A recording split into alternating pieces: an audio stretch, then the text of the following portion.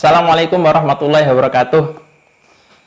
Bismillah, alhamdulillah, wassalatu wassalamu ala rasulillah wa ala alihi wa sahbihi wa mawalah, wala hawla wala quwata illa billah, amma ba'd. Saudaraku kaum muslimin wal muslimat yang dimuliakan Allah Subhanahu wa taala, dan juga pemirsa LDNU TV yang juga sama-sama dimuliakan Allah Subhanahu wa taala. Pertama kali saya di sini, izinkan saya memperkenalkan diri. Nama saya Joko, biasa dipanggil dengan sebutan Kang Joko oleh teman-teman saya, baik dari Ponpes Al-Ma'rifah maupun dari Cyber NU. Mereka memanggil saya dengan sebutan Kang Joko. Alhamdulillah kita bisa bertemu di sini dalam pembahasan dzikir dan doa. Allah Subhanahu wa taala memerintahkan kita semua untuk selalu berzikir padanya, dimanapun, kapanpun, dalam keadaan apapun. Di dalam Al-Quran juga banyak ayat-ayat yang menyebutkan tentang perintah kita untuk berzikir kepada Allah Subhanahu wa taala. Salah satunya di dalam satu surat, ya, di dalam Al-Quran. A'udzubillahi minasyaitonirrajim. Bismillahirrahmanirrahim. Fadhkuruni azkurukum washkuruli wala takfur. Kemudian Rasulullah SAW juga memberitahukan kepada kita bahwasanya dzikir kepada Allah adalah salah satu hal yang tidak dilaknat oleh Allah Subhanahu wa taala. Di dalam hadis Rasulullah SAW, Nabi bersabda, "Ala inna dunya mal'unatun wa mal'unun ma fiha illa dzikrullah wa ma walahu wa aliman aw muta'alliman."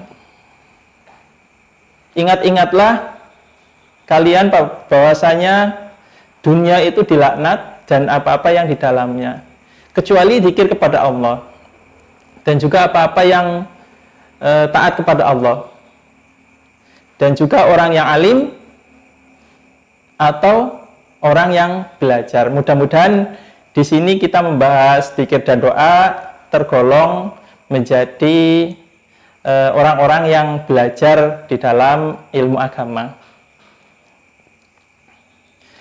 Dalam kesempatan kali ini, saya akan menyampaikan satu zikir yang insya Allah zikir ini mudah untuk diucapkan, ya, mudah untuk dilafalkan, dan juga begitu luas, begitu besar manfaatnya bagi diri kita semua.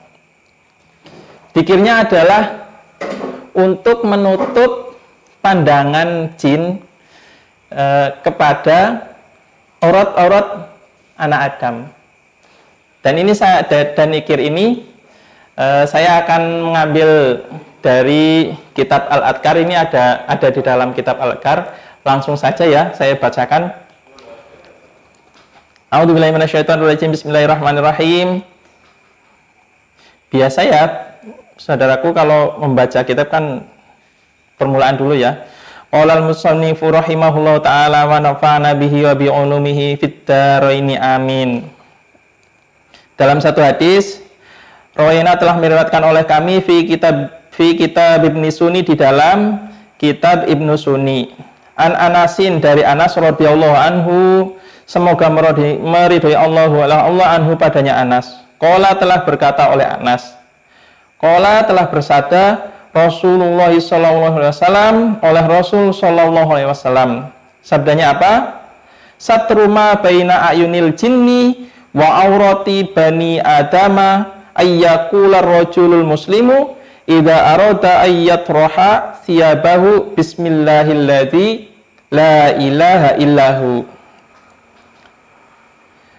Artinya, tabir penutup, satruma bermula sesuatu, tabir penutup, baina ayunil jinni, di antara pandangannya jin, wa aurati bani adama, dan auratnya bani Adam, ayyakula rajul muslimu, yaitu apabila seorang laki-laki muslim ida aroda, apabila menghendaki oleh orang muslim tadi ayat rohasya bahu, pada sekiranya menanggalkan ya, menjatuhkan bajunya. Lah rojul yang muslim itu tadi mengatakan, berzikir bismillahilladzi la ilaha illahu. Nah, ini zikirnya yang insya Allah mudah dilafatkan tadi, akan tetapi begitu luas, begitu besar manfaatnya. Zikirnya adalah bismillahilladzi la ilaha illahu. Mari kita di sini sudah ada zikir, mari kita amalkan sama-sama. Ketika seseorang hendak melepas bajunya, membuka auratnya, kemudian dia itu membaca zikir ini, tentu Allah akan menutup pandangan matanya terhadap aurat seseorang tersebut. Mari kita zikir ini mari kita